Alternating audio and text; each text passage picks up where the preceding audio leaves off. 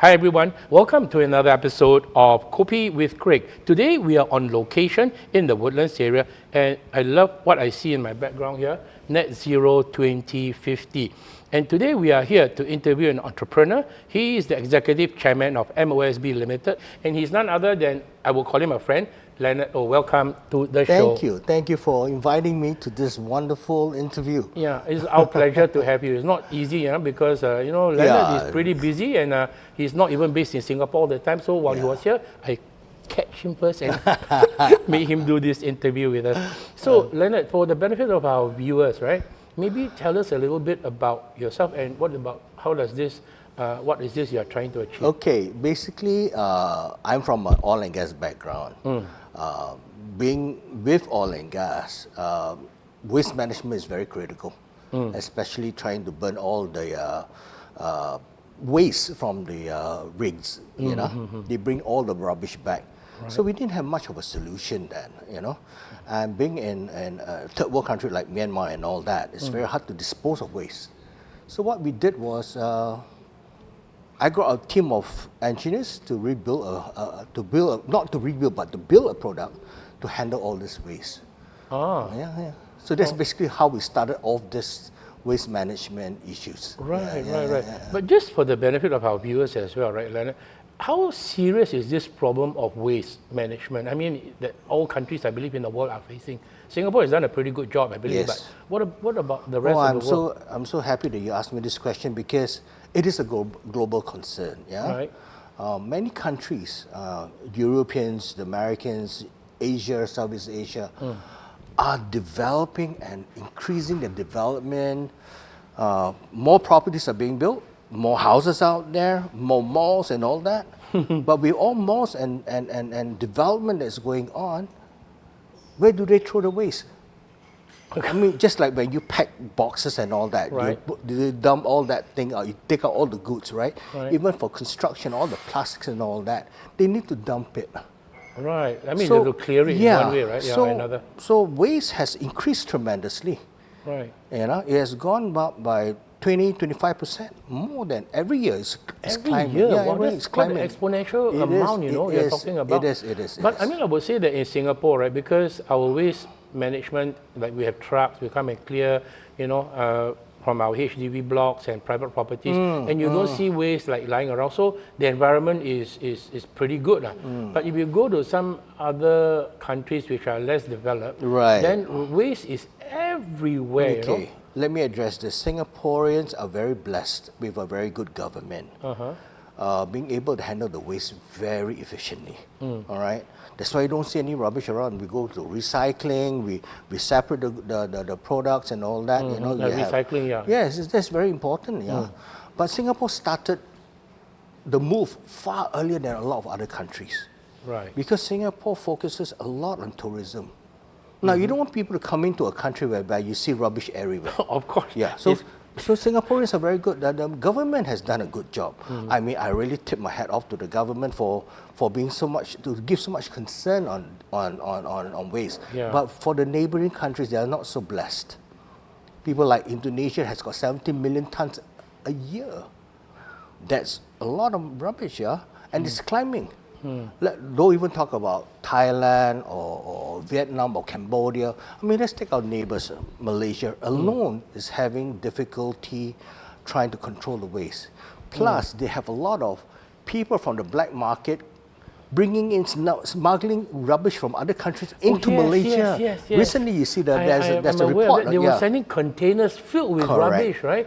Into like Malaysia or even Philippines, and then they send them. Now they send them back to their. They don't want to be the dumping ground for their rubbish, right? From Europe or there is a syndicate going on doing that in Malaysia. Yeah, but they're making a lot of money from that. Yeah, I mean, if you really take rubbish per se, it's as good as doing oil and gas. Oh, wow. Yes, it's as much when you want to burn rubbish.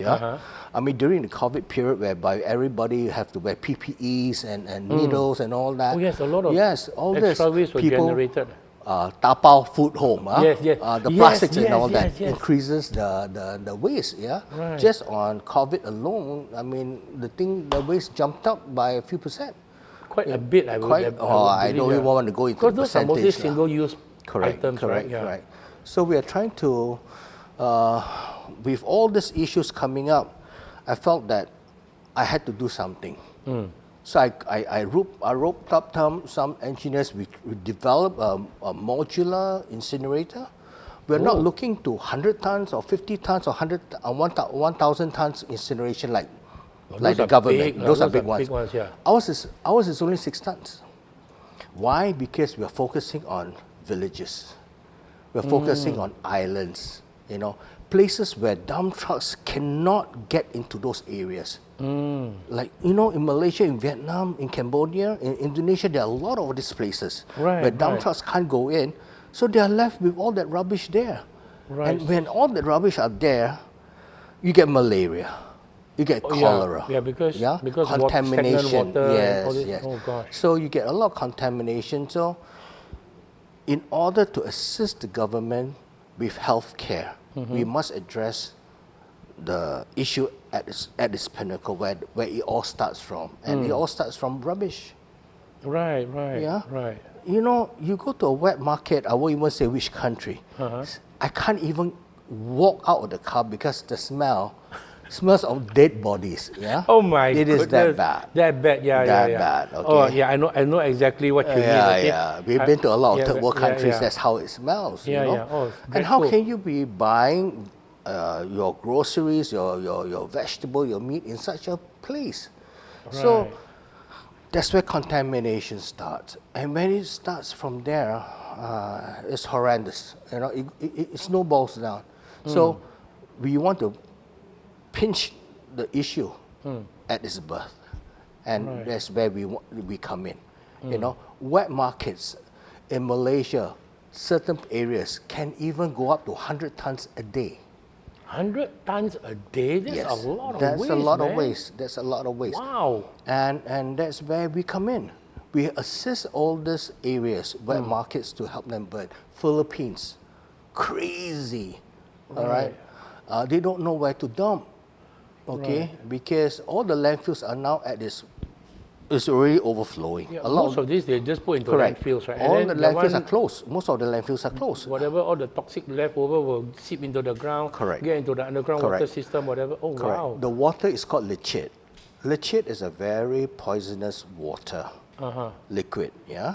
Right. When it seeps into the ground, that's where contamination starts. We don't want that, Besides the smell, right? I mean, it's also a hotbed for all kinds of other bad things. Absolutely.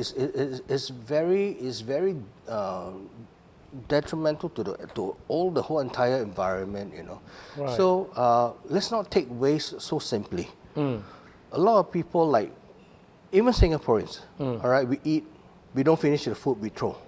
Yeah. 60%. Okay, even if I take 45% of waste today, it's all food. A lot of it is food waste. Food but waste. then in Singapore, you see, one of the issues is that most people live in HDBs, right? And we try to recycle. Right. But most of the time, you just put everything into the bag. Once it gets into the rubbish chute, they don't care because They don't someone cook is so there to much. clear. Don't buy so much food. Eat whatever Don't you waste, need. Yeah, don't waste. Eat whatever you can. And Yeah, if but not it's the enough. packaging also, all those Yeah, I packaging mean, and if we everything. try not to waste food as much as possible, not because we are trying to, because of Uganda, people don't have food and we have to. No, it's not that. It's the more food you throw out, the more poisonous it gets for the environment.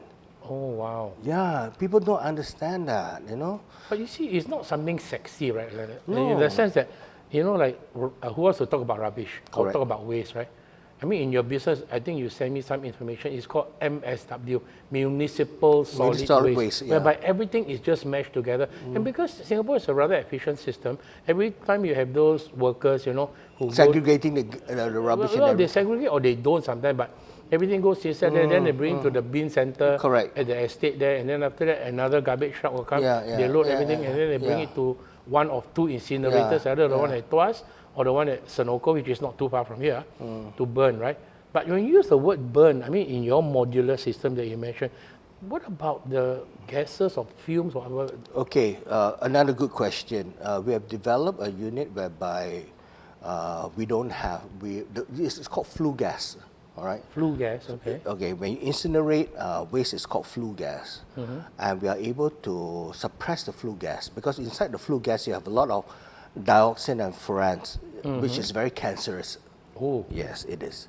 So we are able to filter all that out.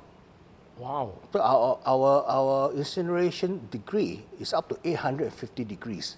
Anything that hot dies lah. Put it that way lah. Yeah, I mean, you cremate the bodies at 1,000 degrees, 1,000 to 1,001. I mean, I'm at 850. I'm burning rubbish, you know, some power, you know what I mean. So I don't need a lot of effort, yeah. But anything lesser than 800 is not right as well. So we maintain there is a benchmark from every country to meet up with the Department of Environment. So we have passed all that level. Oh, yes. So now we're just waiting. You know, government takes time for certification and all that. So it doesn't matter, yeah. But as long as we pass that benchmark, we are able to meet up with all the Department of Environment requirements and all that, then we're fine, you know. So for a small unit like ours to meet up with so many standards is remarkable. I'm surprised myself. But what I mean, for your unit to be able to achieve that temperature, what is the technology behind it? I mean, if it's not a trade secret. Well, I have to kill you for that after telling you. I hope not. But what is, but basically, there is a burner that we ignite, and it goes up. The decomposition chamber is built in a way whereby the moment you fire it up, it traps all the heat inside. Then after a while, you just switch it off, the burner. Then the heat itself inside will automatically start to incinerate all the waste within the decomposition chamber. But as new waste is added in, the temperature won't drop? Oh, good question again. We have a feeder at the mouth of the decomposition chamber, where it's a hopper. The conveyor belt delivers the waste into the hopper. The hopper goes in. There's a trap door that opens up automatically. It goes in, then it shuts off. Then this one opens up. From escaping, then it opens up, then all the rubbish goes in. Then when the both trap door closes, that's where we trap the heat inside. Good question. I mean, I never get such questions before. Okay, just curious. But then, like for your modular system that you mentioned, right? What is it working on? Do you have to use fuel or diesel? Electricity. Oh, you use just electricity? Plug and play. Yeah. Serious? Yeah. Of course, the burner you need a bit of fuel to ignite the thing. But after 20 minutes, we shut it off. We shut it off, and you don't have all that diesel smell and all that because you just need to. So that's for the initial phase of it. Like even you on the gas, you need the lighter to light the spark to. So we need a spark to spark off the chamber to get it working. Okay. It runs all by electricity. So what you mean the 15 or 13 plug? I mean, of course, it's custom to each country. Yeah. Well, just plug and play. And how many hours can this system be running a day? I mean, like. Well, we can run 24 hours a day. Wow. Not an issue. We have tested it over months and months. But then again, it all depends on whether can the workers work 24 hours a day. So normally it's 8 hours, 10 hours, you know. It's enough to burn the rubbish. So within that time frame of, let's say, 8 to 10 hours or even 12 hours, how much MSW, right, the municipal solid waste, can your incinerator handle? Every entry is about 250 kilograms to 300. Again, it all depends on what you throw in. If you throw all paper and leaves, it burns faster. Right. It all depends on what you have in there. The only thing we cannot burn is ceramics. Oh, ceramics? Glass. Glass? Yeah, that's it. Oh, ceramics, glass. What about iron, stones, metal? Steel. Anything? Oh, steel. Because it's only 850 degrees, right? Yeah, we cannot burn that to that level. If we exceed a certain temperature, we need a different license. Because if you can melt steel, you can melt gold. Okay. So that becomes illegal. I can understand. Yeah, probably. So we cannot. There are benchmarks to achieve. So above a certain degree, you need different licenses for it. I see, just to prevent some abuse or some abuse some of other stuff. of technology. Correct. Wow, interesting. So it's running on electricity. It is running on electricity. So that is quite convenient, right? And you don't need, I mean, like if you have, so even if you don't have an electrical source, as long as you have maybe a little generator, Yes, you can still work, right? You can. But then again, generator doesn't defeat the purpose of doing this incineration, because then you get all the gases coming off. So you're not eco-friendly anymore. Yeah, but like I mean, the worst case scenario, like certain islands, you need that. Yeah, because not every place has that kind of infrastructure sometimes, right? So, correct. I mean, like you say, worst case scenario, then you have to use a generator to, but then at least it clears. Then what about, so if let's say, if someone accidentally puts like ceramic glass or even like steel, it just drops out. Oh, the machine is smart enough to, in a way, like, it spits out whatever they can't burn. Yeah. Oh, a pretty smart machine, huh? Yeah. Oh, okay. So again, it's not like, AI anyway. Okay, so what it cannot burn, it will just drop out. It will drop out. Yeah. Okay, cool. So, but the next question I have is, we mentioned just now about ash that's generated, right? So if let's say in 8 hours you say you burn 250 kg per hour or what, or for the entire per hour or per 45 minutes, for every 1 ton of rubbish we get 40 kilograms of ash. 40 kilograms, correct, from 1 ton. From 1 ton. That's not much, right? That's not much. But how do we collect the ash? Because the danger is ash fly. Ash fly is also very dangerous to the health. So what we have sprinklers to dampen the ash. Then we have a screw cock mechanism to pull out the ash into drums. Oh. So we don't even throw it out in the open area. We just put it collects and it dumps into a dump. But what do you then do with the ash? What can it be used for? We cannot, because these are not biodegradable waste. Oh. Okay, they are all normal waste. Right? Normal waste, you have everything. Some people will throw batteries in there where you have mercury. Right. Because that's dangerous. Yeah? Some people may throw, I don't know whatever you throw in the rubbish they don't care, So we don't have a separation, a waste separation machine, because it takes too much time. Right. But Singapore has that. Yeah. Singapore, so there you go. So we take whatever it is that we have. Housewives will throw in. Then we just incinerate it. Whatever they can't burn will just drop off. But at least in Singapore, in the Singapore context now, I see people making an effort to try to segregate their rubbish, or they use the 3 words: reduce, reuse, and recycle. Do you really read that and throw it the way they would? No, you just say, okay, throw. I mean, you throw it to I'm those not saying areas. Everyone does that, but at least there's that awareness. There is awareness. And people there is awareness. Trying to sort, like glass, they put separately. And they have those bins, but the problem is sometimes those bins are filled to the overflow. Correct. And nobody comes and Correct. clear. Okay, so again, you see, that's a perennial problem. That you have. The idea is good, but the execution is another thing altogether. And if that happens in Singapore, I can imagine in less developed countries. We don't even want to talk about those countries. But you see, in every country, everyone is trying their best. Everyone is actually following Singapore. But not everyone can afford to build those giant incinerators that we have. No, it costs so much money. Just taking the trace back to the area is one step. Good step, whereby there will be a worker behind the counter to segregate all the waste. That's the first step. Without Singapore leading the way, a lot of countries won't be doing that. Malaysia is starting with that now. That please bring your trays to the counter.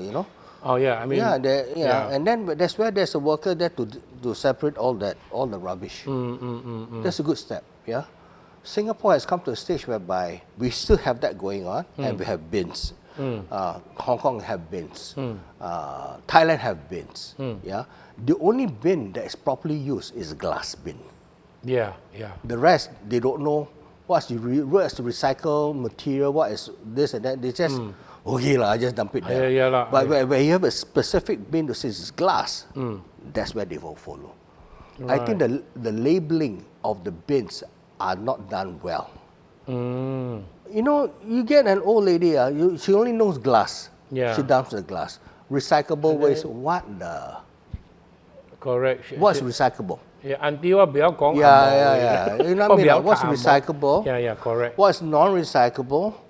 And I say, this is glass, I put glass. Right, right. I mean, right. you had to put simple words for simple people Or maybe to read. pictures rather than Right, rather whatever, than words, whatever, sometimes. whatever. But I think there are some pictures. There are. But the I bins, mean, like I say, should be cleared more regularly. correct. Should be cleared more regularly. I mean, you look at fast food centers alone. The bins are filled to the brim. Yeah. You know, they don't come regularly to take away the waste. Yeah. So some people, since I cannot put into the bin, I leave it on the table. Yeah. You know, that's where the mess starts. That's where people start to ignore rules. Right. If you do not abide by rules or create a very strong understanding to rules, then people don't follow. Right. When people don't follow, things happen. In any organization, So happens the same way. just to find out a bit more about your system, right? You say it's modular, and how is it going to be installed? Is it going to be mounted permanently, or can it be put on a? It can be put on a trailer low back. It can be moved from place to place. Oh, okay. Well, that's another big Yes, advantage, that's right? another advantage whereby we can do disaster recovery, post-disaster, like tsunami, for example. Right, the post-tsunami, there are so many rubbish around, you know. We can be placed there to clear rubbish. Right. So the only disadvantage is we have a conveyor belt where it can be put into another low bag, you know, and carry it together. Then you assemble it lah.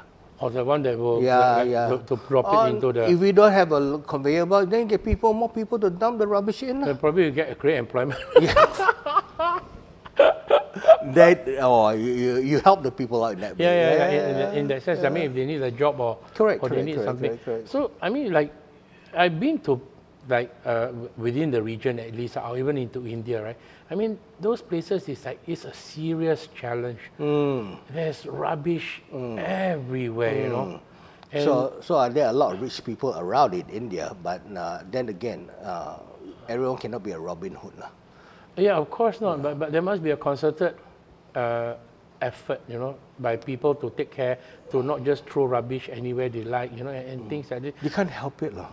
You look at the GDP of the country, it's not high, yeah. So government have issues with funding. You know, as I said, Singapore is blessed that we have 7 million people, yeah. Then you are going to 70 million, 80 million. Yeah, that's like 10 times the Yeah, amount. So you it know what I mean, generates maybe how even 10 times the amount of trash. Yeah, how many government or mayors are you going to have in each area to govern the place? You know? Right. And then if we are more remote, the government are getting bullied.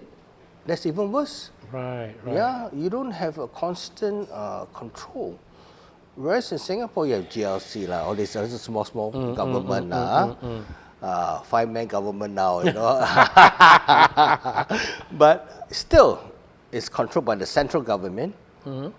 It's easy for me to go to Ang Mo Kio from Orchard Road within minutes. Yeah. I can't go from Delhi to Bangladesh just tomorrow. Right, you know what I mean? right. So it takes a while to travel even. So I can understand their issues, their problems. It's not so much of that these people just simply dump the rubbish. They have nowhere to dump the rubbish. Yeah, and I can understand. No, I'm not criticizing anyone. I'm just saying it's a massive problem, like you said, because it's not that they don't want to. Sometimes they not even have a bin, right? So what do you think to do? Just what to do. Finish and then just chuck it on the floor, right? But there are some conscious citizens whereby they create their own landfills. Because it's their own environment. They find a small pot and they fence it up. I've seen areas like that where all the villagers are told to dump it there. Oh. And then, you know, good to do that, but the worst part is they burn their own rubbish. Oh, wow. Then the smoke around that comes out is dangerous. Do you know that? If I were to burn waste, the smoke that carries the dioxin and furans will contaminate food 2 kilometers to 5 kilometers radius. And people don't know that. Imagine those gerai selling food on the roadside will be contaminated. Oh, wow. Yeah, and they don't know that. They think that by burning the rubbish is good, but by burning your own rubbish is worse. It does reduce the It does reduce mass, the mass, but the smoke kills. Yeah. So that's why. It's toxic. Oh. They don't realize that, yeah? So the more, like just like cigarette, the more you smoke, the chance of you getting lung cancer is higher. Yeah, definitely. So that smoke is the same. Smoking is different. They know what they are doing. Yes. But this is like ignorance. They don't know. Yeah, the people don't know. Ignorance. Yeah, the people don't know. But at least I'm glad that, I'm glad that Leonard's company, right, is coming up with a solution. Maybe it may not be the one-stop solution to everything, but at least you are helping to solve part of the problem that countries around the region, or maybe even around the world, can look at. It's a beginning.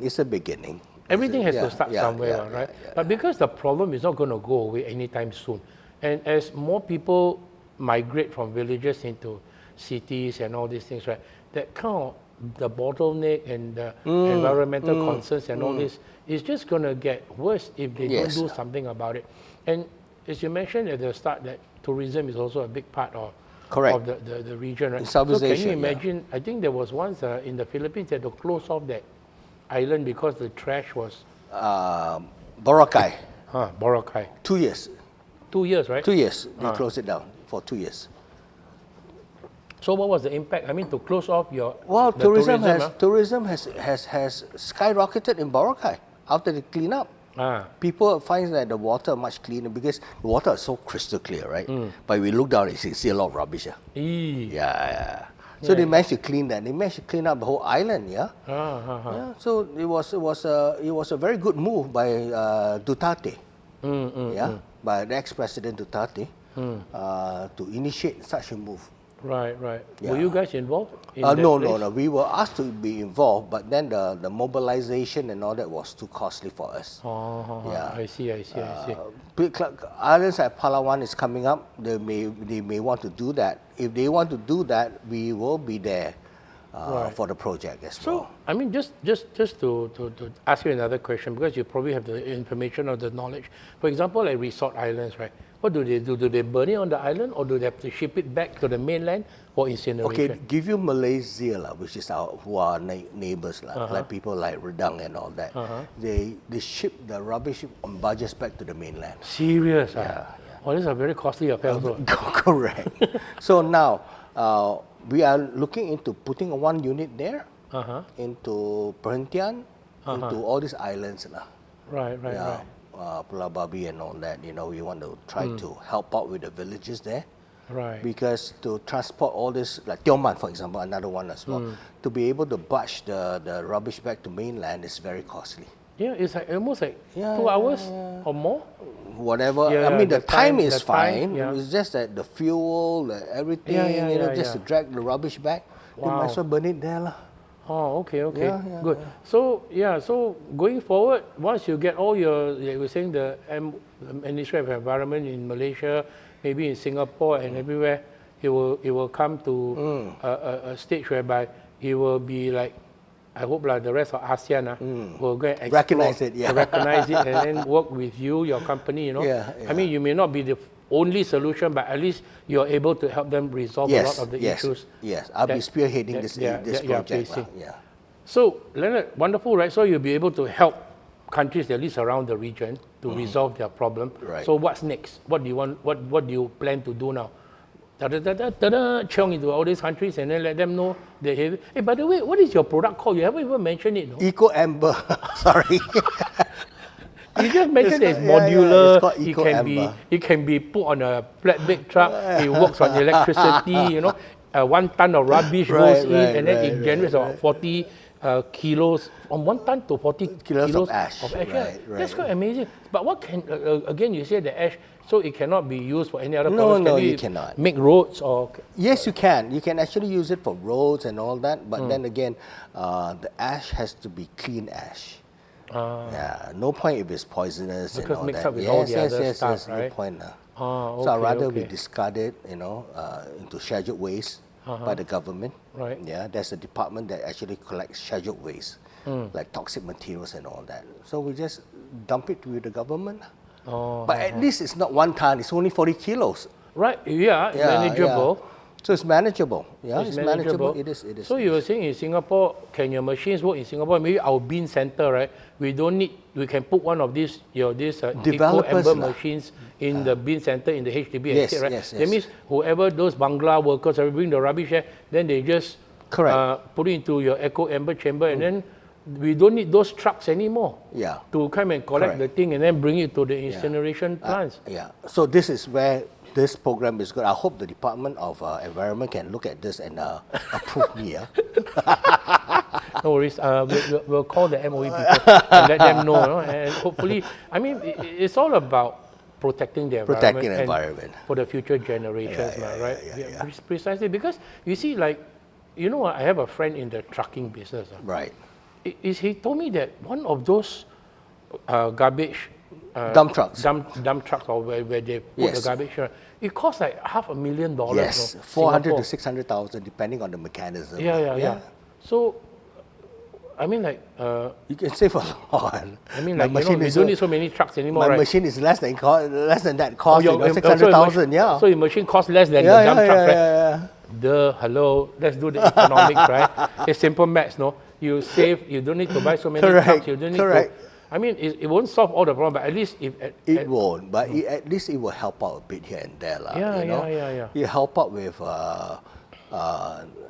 people get more confident that you have incinerator within your estate. Right. We are doing that in Malaysia right now. Developers will buy a unit from us, the high-rise development, whereby you have more than 20 tons of rubbish a day. Then you can use our. How do you generate 20 tons? Yeah, something like that. Right? Okay, even 5 tons a day. My machine do 6 tons. Your machine can help up to 6 tons a day. So I can help out with the developers, you know. Right. Even at like wet markets, for example. That's another thing that we have to focus on. Right. Yeah. You know, mentioning about my friend just now, right? Because he ever told me, he says one of the biggest challenges they have in the automotive business, right, is used tires. Correct. They do not know what to do with it, and then they need messy places to keep. Correct. Of course, some of them they use it for like rebuilding reefs, right? You know, tie some of the bumboats, but there's only so many bumboats and so much of the reef. Then a lot of the ties can your machine handle? My machine can handle, but we are not allowed to handle those. How come? Because the byproduct of a tire is very poisonous. But then you see, you cannot get rid because of all the. Once you burn tire, the liquid that comes out is super poisonous. Oh. Yeah, and the emission, the air, is black soot. Oh, so your machine, that means my machine can do it. That means we need to change the filter more frequent, and I don't think Ministry of Environment or Department of Environment in Malaysia would approve, because it's called scheduled waste. I see. So no solution to the problem of used tires. Well, every government has got their solution, but not many countries have the solution. So that is another area that we are going to embark into. We are creating a new R&D team is creating a new incineration module to be able to burn tires and all that. Because tires are left in the courtyard collecting water. That's where malaria and all that comes. Cholera and all that comes in as well. Correct. A lot of mosquito breeding. Precisely. That is the challenge that they have. And you need physical space to store all these used tires, you see? Correct. So what, it's like storing rubbish? If I bring you down to Malaysia, you see all the tires are stacked up in the courtyard like crazy. I call it courtyard. Courtyard. You probably need a giant warehouse. You need a giant warehouse just to store. But if you, I mean, like that's not a smart move, right? Not a smart move. But they're also trying to recycle the tires to reuse it again. You know, melt it and then? No, they resurface the surface. And retread it again to use it. Okay, Malaysia is doing that right now. It's good, at least rather than because if you cannot dump it, you cannot be collecting it all the time. So they need to find solutions. China has got one of the best solutions anyway. China? Yeah. Oh, okay. To retread tires, So they put a new coat of rubber on the old tire and then how does it work? Yeah, something like that. And then do you know every tire has got this wire thing inside? They have to retread the wire. Steel threads and all this. I'm not very familiar with that. Okay. So it's great, you know. At least I'm glad that your company is around to take care of the environment. Because, you know, Correct. Folks, you see this, you're net zero, right? Net zero 2050, right? I won't be around anymore by that time. But we are there to help out with that. Yeah, but at least we are helping, right? Yeah. To reach like carbon zero. Right. There's a goal in Singapore by 2030, right? Yes. To be neutral or something like It's this. all is a requirement by WHO for all countries. To be able to control your rubbish by 2030. That's not very far away. 5 years not from very now. far away. Will it even be achieved? It can be achieved if everybody goes, but with the current situation, with politics and all that, that will kind of like pull the handbrake a bit. Oh, tell me about it, man. It's just like the US are now with Trump in charge, Exactly right? what I'm One trying to moment say. he's in, after he pulls up, The terrorists and all that, Yeah. it's going to affect a lot of countries. So when such things happen, who will bear the brunt of these issues? Waste management. Right. They don't care. Waste can wait for a while. We handle the more important issues first, like imports and exports. But then once you start to neglect on waste, You'll come and bite you, or more than bite you. more than it will bite you. Because it is a global phenomenon, right? We are talking about rising temperatures, melting of the polar ice caps, and Singapore also has a plan to build, some kind of wall because like my son ever asked me, he said, Daddy, if the thing rises, what will happen? I says, because I stay near Bukit Timah, near the Bukit Panjang there, or slightly raised ground. So he said, will our house ever get flooded? No? I said, if our house get flooded, all the HDB all underwater already, Thailand is sinking. Yeah, so it's quite a serious problem. It is a serious problem. And sometimes I just wonder this thing, in humanity's mind and thinking, people want to make money, they want to do this sort of things, right? But it's not like we have another planet that we can take a spaceship and go to if we really mess things up on this planet, right? So, and really, I'm glad that the younger generation are a bit more conscious now. People are more in their consciousness, to take care of the environment and things like that. But I think that a lot more can be done, right? A lot more can be done. I mean, let's not reinvent the wheel. The wheel is always round. Right. So always go back to basics. A lot of young generation now, they try to overthink. Don't overthink. Work on the basic of basics. What are your problems? Let's address those problems one at a time, Right. Don't try to use, there's so many technology right now, like AI and whatever knots you have right now. It's the rage now. It is the most common thing now in today's economy and today's standards to use technology. But rubbish is rubbish. Yeah. Maybe you can get... You cannot use technology to burn rubbish. You have to burn a fire, light a match. And it still has to be burned. It has to be burned. So, I even heard that, like in Singapore, right, we burn our rubbish using natural gas from Indonesia. And I read the report that Indonesia might stop sending the gas to Singapore because they use it for themselves. Wow, that's going to be a big problem for Singapore. Actually, it's not so simple as that, To export the gas, as you said, gives money to the country. Yeah. That's number one. The oil and gas division there has got ample gas. All right, selling in Singapore is a blessing. They got extra income. Now, for them to actually use the gas to do it like what Singapore is doing, they need to invest billions of dollars to create a system. So why would I want to do that? I earn money first. Put money in the pocket. Money in the pocket is called money. Right. So that's what they're doing right now. So, I don't think they're going to, unless they have an attitude to create incineration, proper incineration, then maybe that's a threat. But look at I won't say look at the country, I look at the rubbish around the cities right now.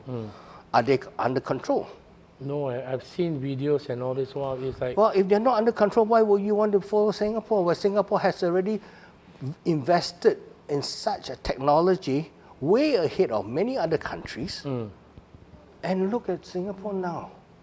Go to the roadside, anywhere. Do you see rubbish all over? No, you don't. Yeah. It's so controlled. Right. And yet, the people here complain. You know?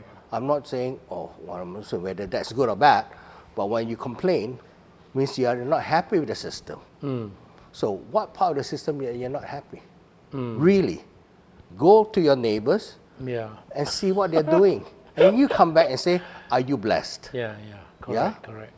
I've never seen a country that has got a coveted walkway from the bus stop to their condos or their flats. Right. Name me one country.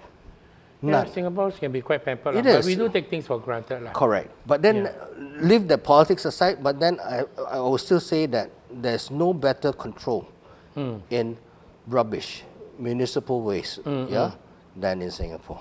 Right, agree with you, because it's not, like I said, it's not something sexy. People don't even think about it or whatever until it becomes a problem. Then it becomes a problem. Because things don't happen by accident, or by magic. Someone actually has to plan, execute, do it, clear, or whatever that comes with it. So in a way, we are blessed to be living in Singapore in a very rather clean environment. Very clean environment. Very clean environment. Healthy environment. So just to round off this interview, thanks for sharing all this information with us. You're most welcome. What will be your plan, like maybe another 5 or 10 years down the road with your Eco Chamber? The company will still go on. Hopefully that I'll be able to hand it down. Whereas for myself, I wish to be in my sarong, walking along the beach, having a cigar, having a cup of kopi with you again. Yes, but in a less stressful environment, you know, and that's it. We are not young anymore. Retirement is just around the corner. It's around the corner, but then we will probably not retire from. No, I'll probably be a still keep busy consultant and stuff like that. But the company will still go on. We are developing newer products, as I said, the burnt tires, medical waste and stuff like that. Okay. That needs a different license again.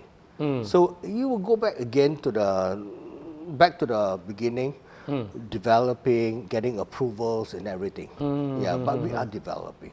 But again, I'm not looking into big incineration. I'm not challenging anyone, Right. We are here to you're fulfilling a niche that is needed. That's actually needed, right? I've been told by many of these experts that you are such an idiot to do such a small unit, because the cost of building a big unit and the cost of building a small unit, the same kind of money and time spent.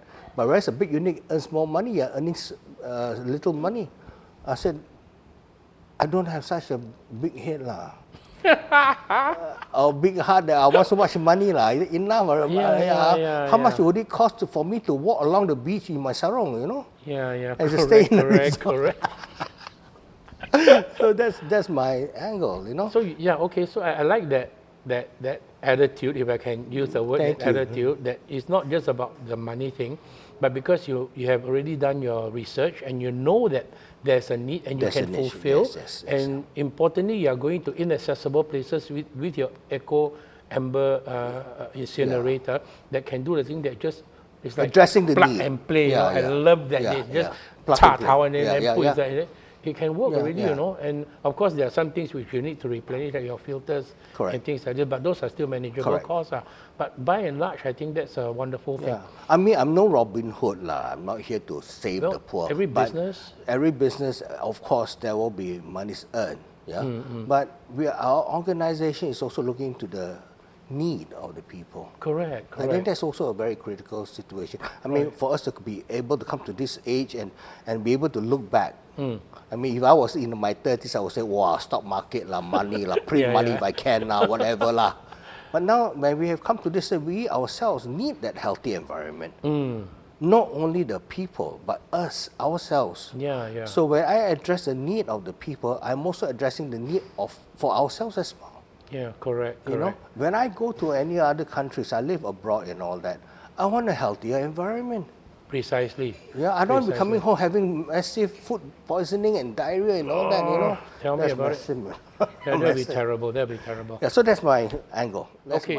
So there you have it, folks. We're about to round off this interview. And once again, I'd like to thank Leonard for agreeing to do this interview. And there you have it, folks. You have learned something new about this particular modular Eco Ember incinerator that you just runs on electricity. It's almost like a plug and play. You can even mount it on the back of a flatbed trailer and bring it to inaccessible places and zap all the rubbish.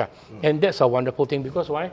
We are all going for net zero, and if we don't take care of the environment, remember, we don't have another planet to go and migrate to, we only Absolutely. we only have this This planet, planet, this Earth, right? yeah. So I am grateful that, Leonard, you and your team of engineers are coming up with this technology to make the world a better place. So till the next time, this is Craig signing off from Kopi with Craig. God bless.